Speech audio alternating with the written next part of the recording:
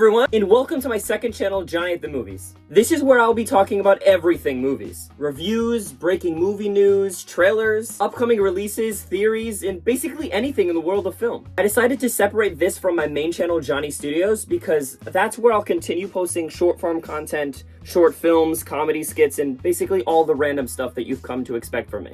Because this channel is, I said it before, it's going to be talking about like movie reviews and other stuff like that. Maybe even movie commentary if you guys want that. So if you're here because you already watch Johnny Studios, thank you for making the jump over here. And if you're completely new to my content, that's okay too. Welcome. I'm really glad you're here. Okay, now I should probably address the elephant in the room. Yes, I'm dressed like this for a reason. That's because for the very first review on this channel, I'm going to be reviewing Christopher Nolan's newest film, The Odyssey. Because this is kind of what Odysseus wears in the movie.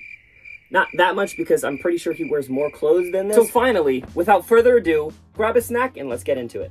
I don't know what I'm doing with my hand. Don't mind the hair, I just took a shower. But I forgot to mention that this is a spoiler review. So if you have not watched the movie, go watch it now and then come back to this video. Okay, to start off, I've never read Homer's The Odyssey. No, not that Homer. And honestly, I've never really been all that interested in Greek mythology. So after Oppenheimer came out and I heard that Christopher Nolan was going to do an adaptation of The Odyssey, I was a little skeptical. I didn't know if it was going to be my kind of movie because, again, I've never really been into Greek mythology. I was also really curious as to how Christopher Nolan would adapt such a massive and fantastical story. But as we got closer and closer to the release date, and especially when the trailers started dropping, I became way more confident that this movie was going to be something special. I also genuinely don't understand what everyone's problem was leading up to the release. It felt like people were looking for reasons to hate this movie. A lot of the criticisms was aimed at the fact that everyone had American accents, the design choices, especially Agamemnon's, and I think the biggest one, the casting. But despite all of that, I still walked into the theater knowing that it was probably going to be really good, but just not my type of movie. Holy shit, was I wrong. This movie genuinely took me by surprise by how much I loved it.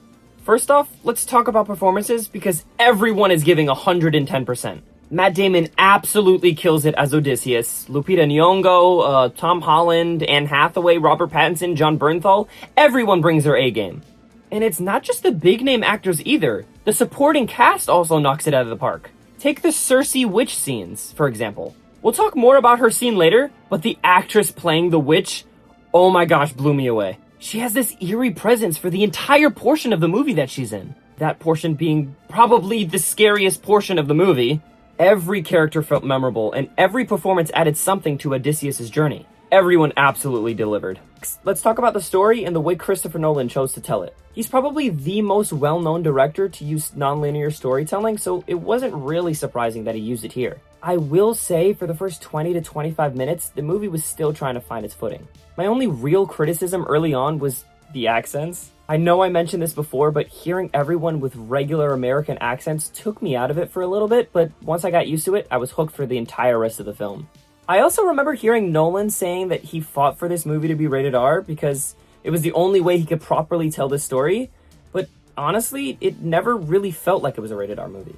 Outside of one particular scene, which I'll get into in a second, there isn't a crazy amount of blood or anything. That's not really a criticism, that's just something I noticed. For me, the movie really kicks it into another gear when Odysseus and his crew are stuck in the Cyclops cave. From that point on, your eyes are going to be glued to the screen. And like I touched on before, there are moments that almost make this feel like a horror movie. The scene where Cersei slowly transforms Odysseus' crew into pigs is genuinely terrifying. The practical effects make it so much more disturbing, and the actress playing Cersei absolutely steals every second she's on screen. The Cyclops was also incredibly creepy. I also think IMAX is the best way to experience this movie. I mean, that kind of feels obvious because it was shot on IMAX cameras, but it really does make a difference. And of course, I have to shout out Ludwig Göransson for the incredible score that he gives. He's become one of the best composers working today, and once again, he absolutely delivers.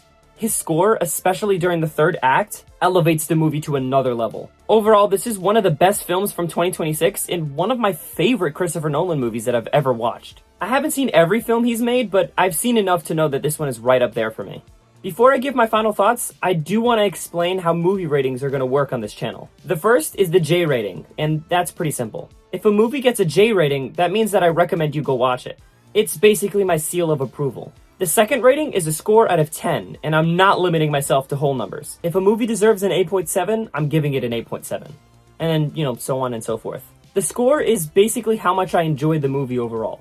So, with that out of the way, the Odyssey definitely gets a J rating. And if you can, please go watch this movie in theaters, specifically in IMAX. And I'm giving it a solid 8.9 out of 10. Alright, thank you guys for watching my very first review. If you stuck around to the end, thank you so much. I'm Johnny at the Movies, and I'll see you at the movies.